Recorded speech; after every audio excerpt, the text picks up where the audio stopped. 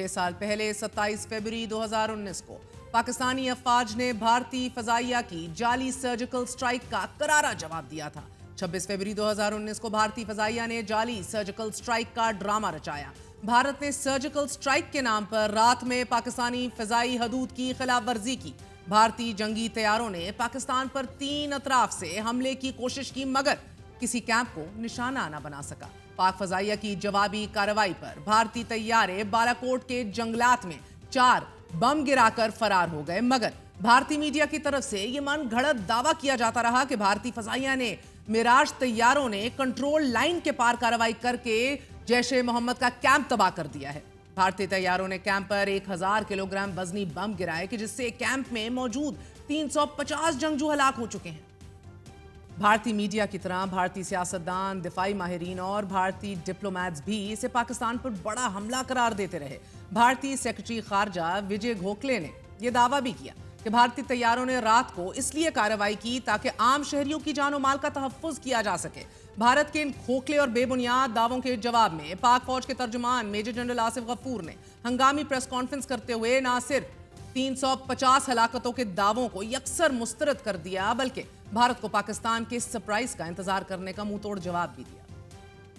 I said that our response will be different. See it for yourself. The response will come. And response will come differently. Now it is time for India to wait for our response. The response will come at the point and time of our choosing, where our civil military leadership decides and as a matter of fact has decided. It is your turn now to wait and get ready for our surprise.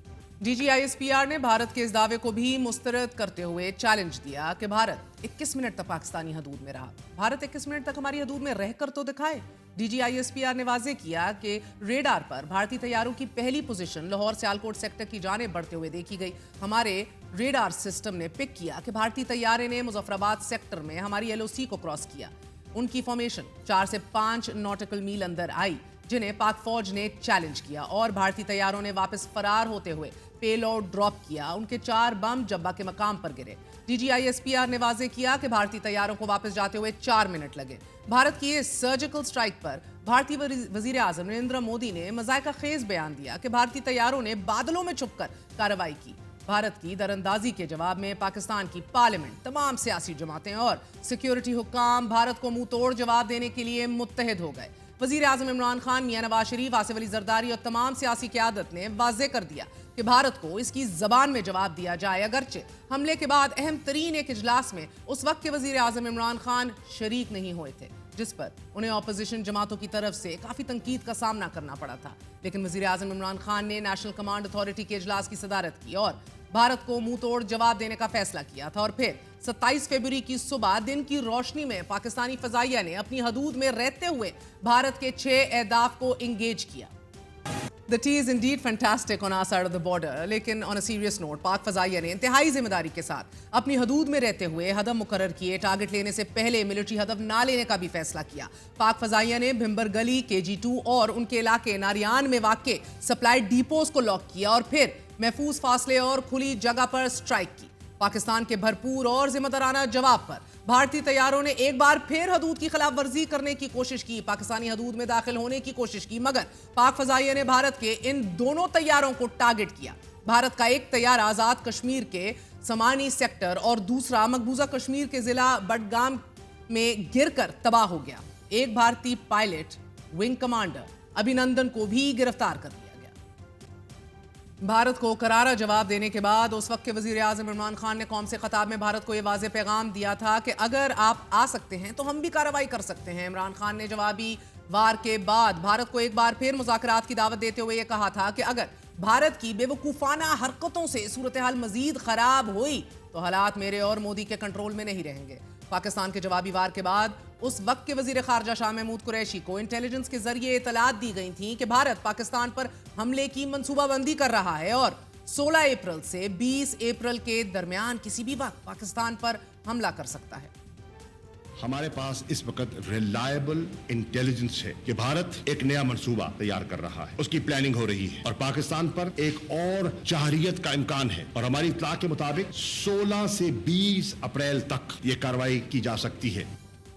पाक फौज की तरफ से भारत को उसकी जबान में जवाब मिलने के बाद पाकिस्तान ने ना सिर्फ 2 भारतीय तैयारे मार गिराए बल्कि भारतीय पायलट अभिनंदन को भी गिरफ्तार कर लिया। मगर भारतीय मीडिया ने एक बार फिर आसमान सर पर उठा लिया और झूठी और जाली प्रोपेगेंडे से यह साबित करने की कोशिश की कि पाकिस्तानी फजाइया ने एयर स्ट्राइक में F-16 इस्तेमाल किए हैं। मगर भारतीय मीडिया के मुकाबले इंटरनेशनल मीडिया ने भारत के झूठे प्रोपेगेंडे को बेनकाब कर दिया। अमरीकी सहाफी क्रिस्टन फेयर ने वाजे किया कि पाकिस्तान की तरफ से की गई स्ट्राइक में कोई F-16 तैयारा तबाह नहीं हुआ। इसी तरह न्यूयॉर्क टाइम्स ने भी इंकशाफ किया कि भारतीय फजाइया ने जल्दबाजी में अपना ही हेलीकॉप्टर मार गिराया। भारत के अपने ही दिफाई माहिरीन भी इस दावे को मनगढ़ंत और झूठा करार देते रहे कि पाकिस्तान का कोई F-16 मार गिराया गया है। इसी तरह पुलवामा हमले को भी भारत के अपने ही जर्नैल मोदी का झूठ और सियासी ड्रामा करार देते रहे।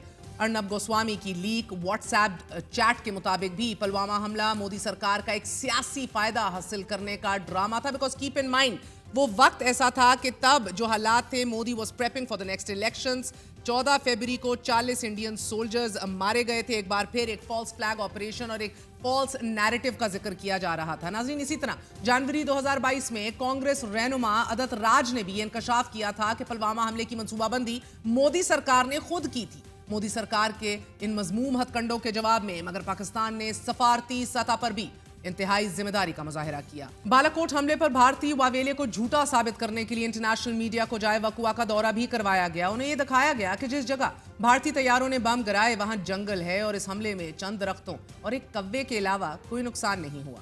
इसी तरह पाकिस्तान ने जज्बा खैर सगाली के तहत इंडियन पायलट अभिनंदन को भी 3 दिन बाद 1 मार्च 2019 को भारत के हवाले कर दिया। तारीख दुश्मन मुल्क के पायलट के इस सलूक को भी कभी फरामोश नहीं करेगी। जब अभिनंदन का तैयारा तबाह हुआ और पायलट कश्मीर के इलाके में जा गिरा तो मकामी लोगों का हजूम उसे मारने के लिए दौड़ता बना। इस मौके पर भी सिक्योरिटी हुकाम ने दुश्मन के इस पायलट की जान बचाई और अपनी हिफाजत में हिरासत में लिया। इसी तरह पाक फौज ने जवाबी हमले में भी इंतहाई जिम्मेदारी के साथ दिन की रोशनी में अपने टारगेट को निशाना बनाकर भारत को यह बताया कि पाकिस्तान किसी भी वक्त किसी भी जगह को अपनी मर्जी से निशाना बनाने की सलाहियत रखता है। पाकिस्तान की जानिब से यह जवाब जंगी जुनून में मुब्तला उस भारत को था कि जिसका दिफाई बजट $75 अरब है और यह पाकिस्तान से 10 गुना ज्यादा है। और भारत अगले माह कीप इन माइंड दिफाई बजट में 6 अरब 81 अरब रुपए का मजीद इजाफा करने जा रहा है। पाकिस्तान की जानिब से यह उस भारत को मुंह तोड़ जवाब था कि जिसके पास 2229 एयरक्राफ्ट और 513 फाइटर एयरक्राफ्ट हैं, जबकि इसके मुकाबले में पाकिस्तान के पास 1399 एयरक्राफ्ट और 328 फाइटर एयरक्राफ्ट हैं। पाकिस्तान से 2 गुना ज्यादा जंगी सामान से लेस भारत को मगर ये नहीं मालूम कि काफिर है तो शमशीर पे करता है भरोसा, मोमिन है तो बेतेग भी लड़ता है सिपाही। पाक फौज ने बर वक्त टारगेटेड और भरपूर जवाब देकर भारत पे ये वाजे किया कि जंगें बंदूक से नहीं जज्बों से लड़ी जाती हैं। प्रोपेगेंडे और झूठे बयानियों से दुनिया की आंखों में धूल नहीं झोंका जा सकता। पाक आर्मी सियासी क़यादत सफारती सतह पर इंतहाई जिम्मेदाराना रवैये के साथ साथ पाकिस्तानी मीडिया ने भी इस मौके पर इंतहाई जिम्मेदाराना रिपोर्टिंग करके भारत को दुनिया भर में धूल चटाई और लम्हा दर लम्हा असल हकाइक से दुनिया को आगाह रखा। 27 फरवरी का ये दिन पाकिस्तान की दिफाई तारीख में एक सुनहरे बाब की चैप्टर की हैसियत रखता है। नाज़रीन, ये दिन साबित करता है कि पाकिस्तान ना सिर्फ एक जिम्मेदार मुल्क है बल्कि अपने दिफा के लिए किसी भी हद तक जा सकता है। कौमों की जिंदगी में स्विफ्ट रिटोर्ट जैसे ऑपरेशन ये बताने के लिए नागुज़ीर हैं कि हम जिंदा और पाइंदा कौम हैं।